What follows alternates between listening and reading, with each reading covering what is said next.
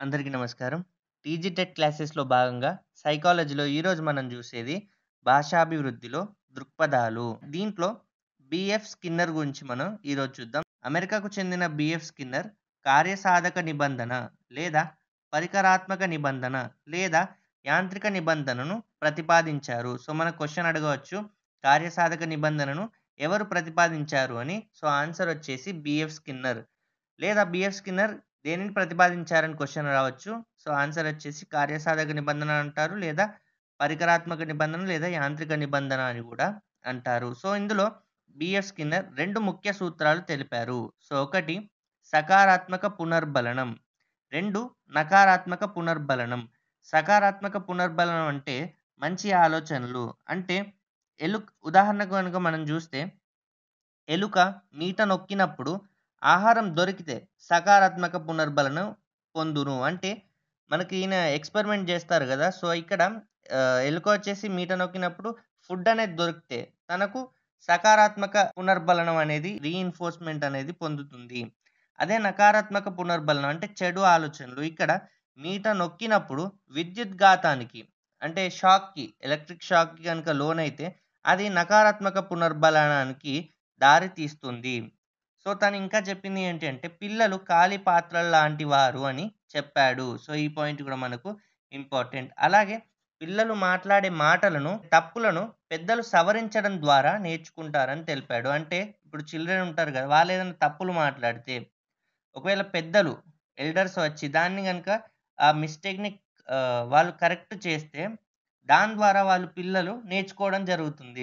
So, ఇది important points ఇక్కడ BF Skinner నుంచి. ఆహ్, తర్వాత ఇక్కడ మనం నోమ్ చామ్స్కీ గురించి చూద్దాం. సో, తానేం చెప్పాడు అంటే, శిశువు అంతర్గత శక్తులతో జన్మిస్తాడు అని తెలిపాడు. సో, ఈ క్వెషన్ కూడా డైరెక్ట్ రావచ్చు. శిశువు అంతర్గత శక్తులతో జన్మిస్తాడని ఎవరు తెలిపారు అంటే, నోమ్ చామ్స్కీ. సో, అలాగే ఇక్కడ ప్రతి వ్యక్తిలో సార్వత్రిక భాషా వికాసం ఉంటుందన్నాడు. అంటే ప్రతి వ్యక్తిలో గూడా యూనివర్సల్ లాంగ్వేజ్ ఫ్యాకల్టీ ఉంటుందని అన్నాడు. సో, ఎవరు అన్నారనే క్వెషన్ రావచ్చు. నోమ్ చామ్స్కీ. సో, అలా ఇక్కడ పిల్లల మేధస్సులో భాషా గ్రహణ పరికరం ఉంటుందని, ఇది సూత్రాలు, వ్యాకరణ రూపాలను సంకేత రూపంలోకి మార్చి పిల్లవాడి మేధస్సుకు పంపుతుందని చెప్పాడు. సో, ఇక్కడ భాషా గ్రహణ పరికరం అంటే ఏంటి అంటే language acquisition device. Okay. LAD అంటారు. మన క్వెషన్ ఎల్ఏడి ఫుల్ ఫార్మ్ ఏంటి అని గూడా అడగవచ్చు. లేదా ఇక్కడ లాంగ్వేజ్ అక్విజిషన్ డివైస్‌ని ఎవరు జెప్పారనవచ్చు. సో, ఇది నోమ్ చామ్స్కీ. సో, అలా ఇక్కడ పిల్లలు కేవలం అనుకరణ ద్వారా భాషను అభ్యసిస్తారు అనడాన్ని వ్యతిరేకించాడు. అంటే చిల్డ్రన్ ఇమిటేషన్ ద్వారా లాంగ్వేజ్‌ని అభ్యసిస్తారనే దాన్ని ఇతడు వ్యతిరేకించాడు.